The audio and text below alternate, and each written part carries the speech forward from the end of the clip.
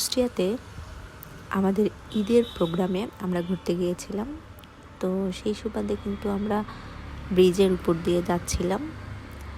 তো এখানে কিছুক্ষণ দাঁড়িয়ে খুব সুন্দর মনোরম পরিবেশ দেখলাম, খুব ভালো লাগছিল। পদ্মা নদীর উপরে আমাদের পাশাপাশি দুটো ব্রিজ, একটা হচ্ছে লালন সেতু এবং একটা হার্ডিং ব্রিজ। তো কিছুক্ষণ দাঁড়ানো হলো, এখানে দৃশ্যগুলো ধারণ করছিলাম। তারপর আমাদের ঘোরাঘুরি শেষ হলে আমরা পদ্মার পাড়ে অনেকক্ষণ বসেছিলাম মণি পার্কে। এখান থেকে খুব ভালো লাগছিল, এই জায়গাটা খুবই আমার প্রিয়। মণি পার্কটা আসলে অনেক সুন্দর, খুবই সুন্দর জায়গা। দিনের বেলাতে আরো ভালো লাগে।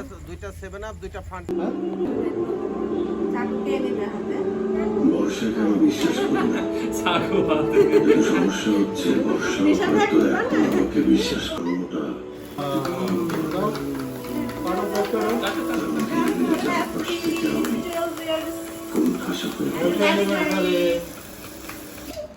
ঠিক আছে, হ্যাপি অ্যানিভার্সারি।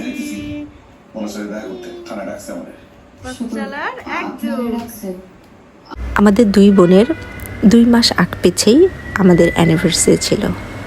তো কে আমাকে সারপ্রাইজ দিয়েছিল, বলছিল যে এই বছর আমরা একসাথে করব। বাট আমাদের এত সুন্দর একটা প্রোগ্রাম হবে বুঝতে পারিনি। ও খুব মজা করে আমাদের একটা কেক করেছিল এবং খুব সুন্দর করে লিখেছিল 1 যুগ। তো খুব ভালো লাগছিল। ওদের বাসাতে রাতে খাওয়া দাওয়া হয়েছিল। তো সব মিলিয়ে পরিবেশটা খুব ভালো লাগছিল, দিনটাও খুব সুন্দর ছিল। তো আমরা সবাই কিন্তু ওর হাতের খুব মজার খাবার খেয়েছিলাম, অনেক কিছু রান্না করেছিল। তো যাই হোক, আমরা কেক খাওয়ার পর্ব শেষ করে দেন আমরা খাওয়া দাওয়ায় চলে গিয়েছিলাম। আমাদের খাওয়া দাওয়ার পর্ব শেষ করে দেন আমরা শ্বশুরবাড়ি চলে গিয়েছিলাম। তো এই হচ্ছে আমাদের ঈদ পর্ব গিয়েছিল। ঈদটা খুব সুন্দর ছিল।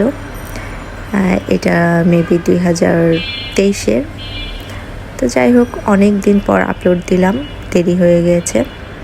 সব কিছু আসলে করা সম্ভব হয় না অনেক কিছুর কারণে।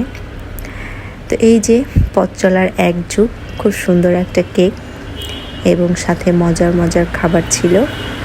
আমার বোনটা অনেক সুন্দর রান্না করতে পারে, মাশাআল্লাহ। তো সবাই এই পর্যন্তই দোয়া করবেন। নেক্সট ব্লগে চলে আসবো। আল্লাহ হাফেজ।